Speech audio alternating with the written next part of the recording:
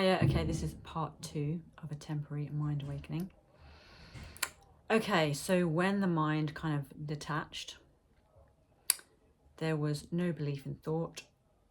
There was an underlying peace. And that peace was very much like, it doesn't matter what happens, anything is okay.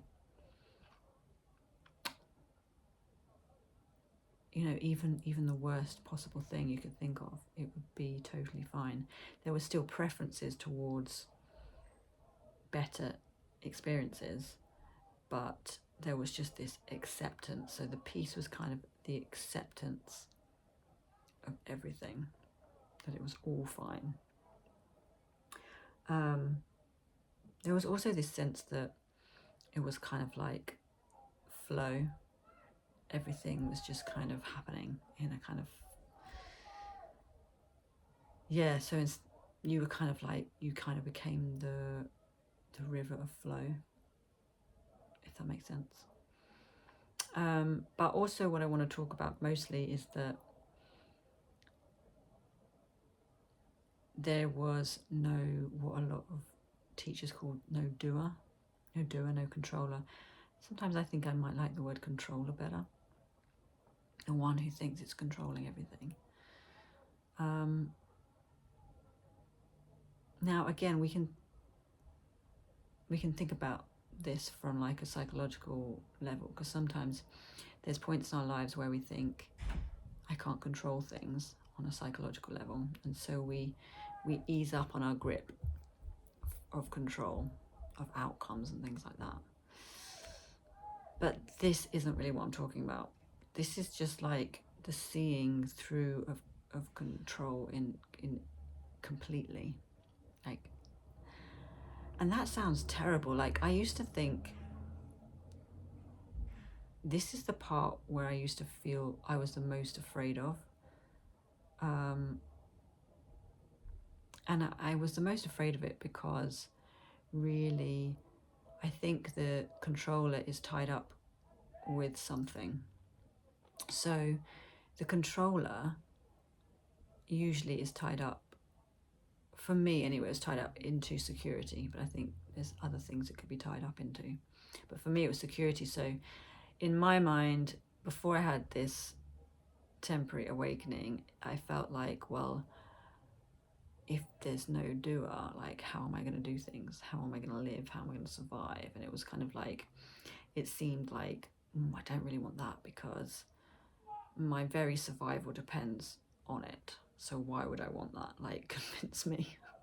Nobody could ever convince me. And so there was a lot of fear around that. And really looking back, this is kind of how I found, this is kind of what forced me deeper into non-duality, radical message, Kundalini activation, because I'd got really burnt out. This doing energy had just exhausted itself completely. And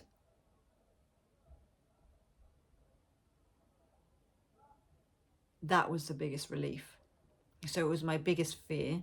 And then when I had this temporary awakening, it was the biggest relief. It was just like, thank God there is no controller, because there's a sense that we're responsible for everything we're doing. So if something fails, we're responsible for that failure. And if something succeeds, we're also responsible for the success. And neither one of those things, being obviously responsible for the failure, feels really rubbish.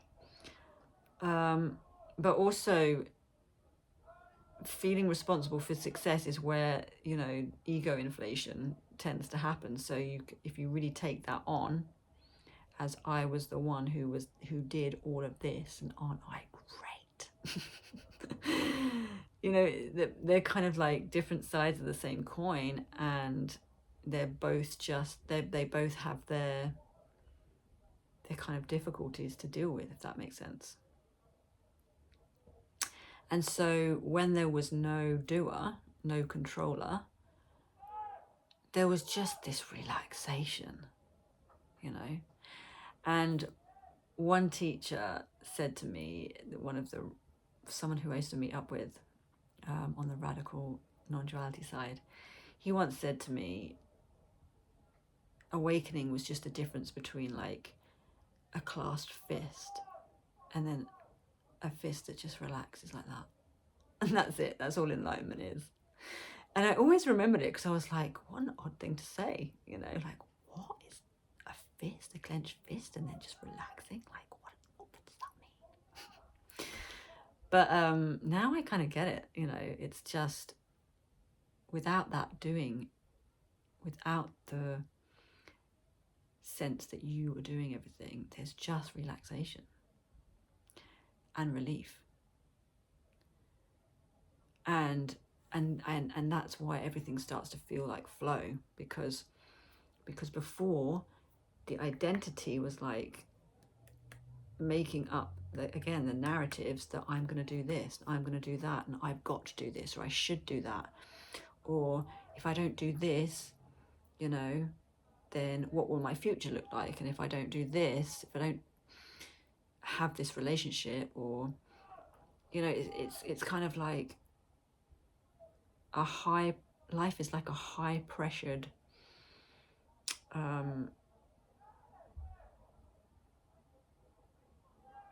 a kind of high pressured game of trying to get things, and then believing that you are the one that has to go and get them, you know.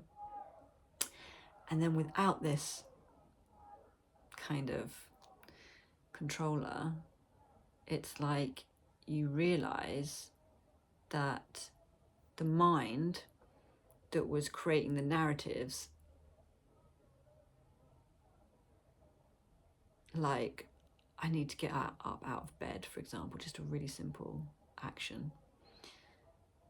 It felt before, like when the mind said that and then the body moved, it felt like the mind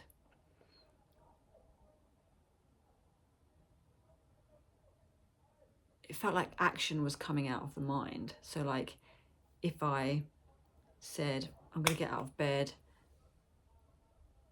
the reason I got out of bed was because I had that thought. I got out of bed because I had that thought. But actually, what you start to realize is that all action is already coming out of the body, and you don't need the mind to say, get out of bed, to get out of bed. You don't need the mind to say, book that flight, to book the flight. It's just going to happen. It's all just going to happen. And there may be a shift in like how those actions in the future, if you have this awakening, I can see that there may be a difference between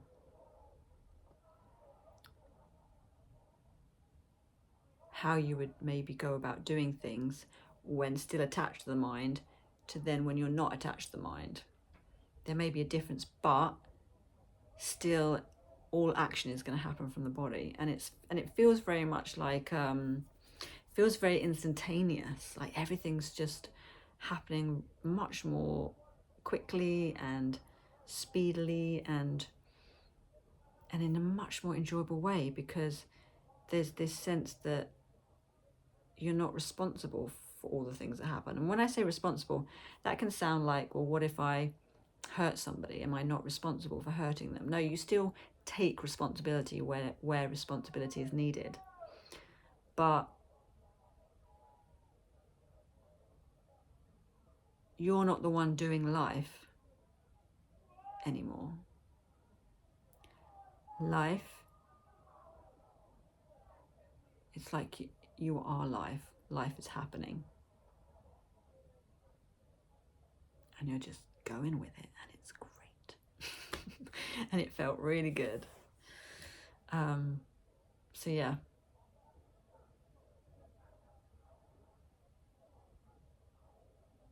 Thoughts below in the comments. And that's it.